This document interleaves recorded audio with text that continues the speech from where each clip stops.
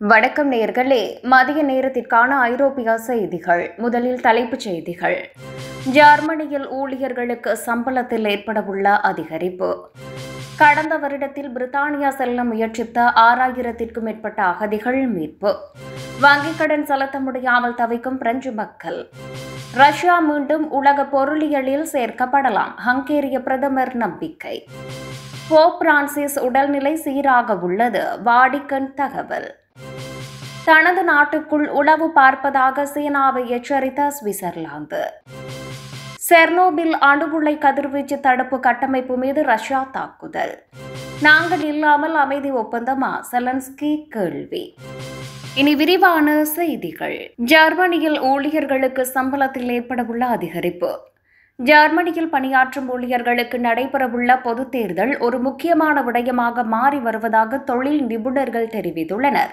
சில கட்சிகள் குடிமக்களின் உதவிகளை ரத்து செய்ய விரும்புகின்றன. சிலர் குறைந்தபட்ச ஊதியத்தை கால் பங்காக அதிகரிக்க விரும்புகிறார்கள். இதுபோன்ற தேர்தல் பரிசுகள் பல வேலைகளை ஆபத்தில் ஆழ்த்துகின்றன என சில தரப்பினர் எச்சரித்துள்ளனர். தேர்தலுக்கு பின்னர் ஊழியர்களுக்கு நிறைய மாற்றங்கள் ஏற்பட வாய்ப்புள்ளது. இரண்டு முன்னேற்றங்கள் தற்போது ஒன்றிணைந்து வருகின்றன. ஜெர்மனி தொழிலாளர்கள் பற்றாக்குறை மற்றும் பொருளாதாரம் பலவீனமடைந்து வருகிறது.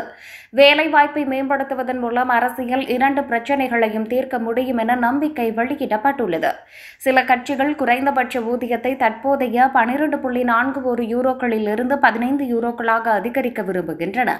ஆனால் அரசியல்வாதிகள் இதுவரை இதை செய்ய அனுமதிக்கவில்லை என்ற போதிலும் இம்முறை ஒரு மாற்றம் ஏற்படும் என எதிர்பார்க்கப்படுகிறது. கடந்த வருடத்தில் பிரித்தானியா செல்ல முயற்சித்த 6000க்கும் மேற்பட்ட அகதிகள் மீட்பு. கடந்த ஆண்டில் 6310 அகதிகள் கடலில் இருந்து மீட்கப்பட்டிருந்ததாக நோர்ட் மாவட்ட கடற்பாதுகாப்பு காவல்துறையினர் தகவல் வெளியிட்டுள்ளனர். பிரான்சில் இருந்து பிரித்தானியா நோக்கி படகுகளில் பயணித்த அகதிகளில் கடலில் மூழ்கி உயிராபத்தான நிலையில் இருந்தவர்களை கடற்படையினர் மீட்டுள்ளனர். அவ்வாறு கடந்த ஆண்டு கடற்பயணம் மேற்கொண்டிருந்த 45,203 அகதிகளில் கடலில் மூழ்கி தத்தளித்த நிலையில் 6310 அகதிகள் மீட்கப்பட்டனர். 2023 ஆண்டுடன் ஒப்பிடுகையில் 1452 பேர் அதிகமாகும். அதேவேளை மொத்தமாக 830 மீட்பு நடவடிக்கைகள் மேற்கொள்ளப்பட்டிருந்தன. 2023 ஆண்டில் 797 நடவடிக்கைகள் மேற்கொள்ளப்பட்டிருந்தன. அதேவேளை கடந்த ஆண்டில் 77 அகதிகள் கடலில் மூழ்கி பலியாகி இருந்தமையும் குறிப்பிடத்தக்கது. வங்கிக் கடன் செலுத்த முடியாமல் தவிக்கும் பிரெஞ்சு மக்கள். பிரான்சில் அதிகப்படியான வங்கிக் கடன்களினால் சிக்கொண்டுள்ள மக்களின் எண்ணிக்கை அதிகரித்துள்ளது. கடந்த 10 ஆண்டுகளில் இல்லாத அளவுக்கு பிரெஞ்சு மக்கள் கடன்காரர்களாக இருப்பதாக கூறப்படுகிறது. மத்திய வங்கி தெரிவித்த தகவல்களின் அடிப்படையில் 2024 ஆண்டில் 4.5 பில்லியன் யூரோக்கள் கடன் மீள செலுத்தப்படாமல் நிலுவையில் உள்ளதாக சுட்டிக்காட்டப்பட்டுள்ளது. 6 லட்சம் பேர் அதிக கடன்களில் சிக்கி தவித்து வருவதாகவும் கூறப்படுகிறது. கடந்த 10 ஆண்டுகளில் இல்லாத அளவு தொகையாகவும் கடன்காரர்களின் எண்ணிக்கையாகவும் இது இருக்கிறது. குறிப்பாக 2024 ஆண்டில் இந்த எண்ணிக்கை 11% அதிகரிக்க உள்ளதாகவும் மத்திய வங்கி அறிவித்துள்ளது. பணவீக்கம், வேலையின்மை மற்றும் மக்களின் வாங்கும் திறன் மோசமடைந்தமை போன்ற காரணங்கள் சொல்லப்படுகிறது. வீடு வாங்குவதற்காக பெறப்பட்ட கடன்களே இவற்றில் பிரதானமானவை எனவும் தெரிவிக்கப்படுகிறது. ரஷ்யா மீண்டும் உலக பொருளியலில் சேர்க்கப்படலாம், ஹங்கேரிய பிரதமர் நம்பிக்கை. உக்ரைன் போரை முடிவுக்கு கொண்டு வருவதற்கான ஒப்பந்தம் எட்டப்பட்டால் ரஷ்யா மீண்டும் உலக பொருளியலிலும் ஐரோப்பிய எரிசக்தி கட்டமைப்பிலும் சேர்த்துக் கொள்ளப்படும் என்று ஹங்கேரிய பிரதமர் விக்டர் ஆர்பன் நம்பிக்கை வெளியிட்டுள்ளார். அமெரிக்க அதிபரால் அமைதியை கொண்டு வர முடிந்தால் ரஷ்யா மீண்டும் உலக பொருளியல், ஐரோப்பிய பாதுகாப்பு கட்டமைப்பு ஆகியவற்றில் சேர்த்துக் கொள்ளப்படும் என நான் நினைக்கிறேன். ஐரோப்பிய பொருளியல் எரிசக்தி கட்டமைப்பில் கூட சேர்த்துக் கொள்ளப்படலாம். அவ்வாறு நிகழ்ந்தால் அது ஹங்கேரியின் பொருளியலுக்கு பெரிய அளவில் மெருகூட்டும் என்று அமெரிக்க அதிபர் டொனால்ட் டிரம்பின் பங்காளியான ஓர்பான் குறிப்பிட்டார். ரஷ்ய அதிபர் விளாடிமிர் புட்டின், உக்ரைனிய அதிபர் வோலோடிமிர் செலன்ஸ்கி இருவரும் அமைதி திரும்ப விரும்புவதாக தம்மிடம் கூறினர் என்று ட்ரம்ப் தெரிவித்தார். புட்டின், செலன்ஸ்கி இருவரும் சனிக்கிழமையன்று தம்மிடம் தனித்தனியே தொலைபேசியில் பேசிய பிறகு ட்ரம்ப் அவ்வாறு குறிப்பிட்டார். உக்ரைன் போரை நிறுத்துவதற்கான பேச்சுவார்த்தையை உடனடியாக தொடங்குமாறு ட்ரம்ப் முன்னணி அமெரிக்க அதிகாரிகளுக்கு உத்தரவிட்டார். போப் பிரான்சிஸ் உடல்நிலை சீராக உள்ளது, வாடிக்கன் தகவல். கத்தோலிக்க திருச்சபையின் தலைவரான போப் பிரான்சுக்கு திடீரென உடல்நிலை பாதிப்பு ஏற்பட்டது. இதனை அடுத்து அவர் வாடிகனில் உள்ள வைத்தியசாலையில் அனுமதிக்கப்பட்டார். பரிசோதனையில் அவருக்கு நுரையீரலில் தொற்று பாதிப்பு இருப்பதாக மருத்துவர்கள் கூறினர். இதனை அடுத்து மேல் சிகிச்சைக்காக இத்தாலியின் ரோமில் உள்ள வைத்தியசாலையில் அனுமதிக்கப்பட்ட போப் பிரான்சுக்கு சிகிச்சை அளிக்கப்பட்டு வருகிறது. இதற்கிடையே அவருக்கு லேசான காய்ச்சல் இருப்பதாகவும் கூறப்படுகிறது. இதுகுறித்து வாடிகன் கூறும்போது, போப் பிரான்சிஸ் மூச்சுக்குழாய் அலர்ஜி சிகிச்சைக்காக வைத்தியசாலையில் அனுமதிக்கப்பட்டுள்ளார்.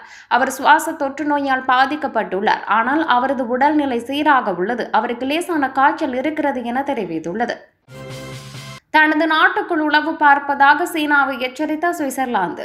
சுவிட்சர்லாந்தில் உள்ள திபெத்தியர்கள் மற்றும் உய்குர்களை சீனா தங்கள் சமூகங்களை உளவு பார்க்க அழுத்தம் கொடுக்கக்கூடும் என்று சுவிஸ் அரசாங்கம் அறிக்கை எச்சரிக்கிறது.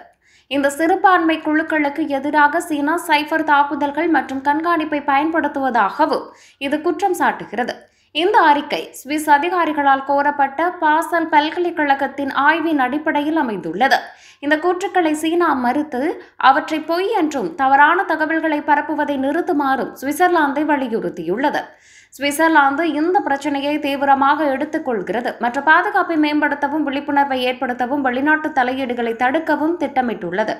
இத்தகைய நடவடிக்கைகள் நாட்டின் இறையாண்மையை, குறிப்பாக மேம்பட்ட டிஜிட்டல் கண்காணிப்பை அச்சுறுத்தக்கூடும் என அரசாங்கம் எச்சரிக்கிறது. சீனா உள்கட்டமைப்பு மற்றும் கல்வியை மேம்படுத்துவதன் மூலம் திபெத்துக்கு உதவியதாக கூறுகிறது. ஆனால் விமர்சகர்கள் திபெத்திய கலாச்சாரத்தை அடக்குவதாக குற்றம் சாட்டுகின்றனர். சின்சியாங்கில் உய்குர் முஸ்லிம்களுக்கு எதிரான மனித உரிமை மீறல் குற்றச்சாட்டுகளை சீனா மறுக்கிறது. அதன் கொள்கைகள் தீவிரவாதத்தை நிறுத்துவதை நோக்கமாக கொண்டுள்ளன என வாதிடுகிறது. செர்னோபில் அணுஉலை கதிர்வீச்சு தடுப்பு கட்டமைப்பு மீது ரஷ்யா தாக்குதல். செர்னோபில் பகுதியில் விபத்துக்குள்ளான 4ஆம் அணு உலை மீது அமைக்கப்பட்ட கதிர்வீச்சு தடுப்பு கட்டமைப்பு மீது ரஷ்யா வெடிகுண்டுகளை வீசி தாக்குதல் நடத்தியதாகவும் இதனால் அந்த பகுதியில் தீப்பற்றி இருப்பதாகவும் தகவல்கள் கூறுகின்றன. அணு உலை கதிர்வீச்சு தடுப்பு கட்டமைப்பு மீதான ரஷ்யாவின் தாக்குதலுக்கும் அணு கதிர்வீச்சு ஏற்படும் அபாயம் இருப்பதாகவும் உலக நாடுகள் கண்டனமும் எச்சரிக்கையும் விடுத்துள்ளன. கடந்த 1986 செர்னோபில் அணு உலை வெடித்த விபத்தில் ஏராளமானோர் பலியாகினர். சர்வதேச அணுசக்தி அமைப்பு இது குறித்து கூறுகையில், புதிதாக அமைக்கப்பட்ட கதிர்வீச்சு தடுப்பு கட்டமைப்பு மீது இரவு முழுவதும் வெடிகுண்டுகள் விழுந்த சப்தம் கேட்டதாக குறிப்பிட்டுள்ளது. இந்த அணு கதிர்வீச்சு தடுப்பு கட்டமைப்பானது விபத்து நேரிட்ட 4வது அணு உலையின் மிச்சங்களை பாதுகாக்கும் மற்றும் கதிர்வீச்சு பரவாமல் தடுக்கும் வகையில் ஏற்படுத்தப்பட்டிருந்தது. வெடிகுண்டு தாக்குதலில் அங்கு தீப்பற்றியதாகவும் கூறப்படுகிறது. நாங்கள் இல்லாமல் அமைதி ஒப்பந்தமா? செலன்ஸ்கி கேள்வி.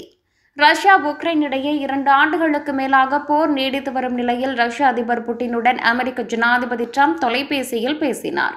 அப்போது உக்ரைனுடனான போரால் லட்சக்கணக்கான உயிர்கள் பலியாகுவதை நிறுத்த வேண்டும் என்பதை புட்டின் ஒப்புக்கொண்டதாக ட்ரம்ப் கூறியுள்ளார். மாஸ்கோவிற்கு வரும்படி ட்ரம்புக்கு புட்டின் அழைப்பு விடுத்துள்ள நிலையில் இரு தலைவர்களும் சவுதி அரேபியா அல்லது ஐக்கிய அரபு அமீரகத்தில் சந்தித்து பேச வாய்ப்பிருப்பதாக தகவல் வெளியாகியுள்ள நிலையில் ஜெர்மனியின் முனிச் நகரில் நடந்த பாதுகாப்பு மாநாட்டில் பங்கேற்க வந்த செலன்ஸ்கி பேசுகையில், உக்ரைன் சுதந்திரமான நாடு. எங்கள் பங்களிப்பு இல்லாமல் அமெரிக்கா ரஷ்யா ஏற்படுத்தும் அமைதி ஒப்பந்தத்தை ஏற்க மாட்டோம். தான் விரும்பியபடி எதுவும் நடக்காததால் பேச்சுவார்த்தை நடத்த புட்டின் விரும்புகிறார். ரஷ்யாவுடன் பேச்சு நடத்தும் முன் அமெரிக்கா உக்ரைன் சேர்ந்து திட்டம் வகுக்க வேண்டும். புட்டினை ட்ரம்ப் சந்திப்பதற்கு முன்னர் ட்ரம்பை சந்திக்க நான் விரும்புகிறேன் என்றார்.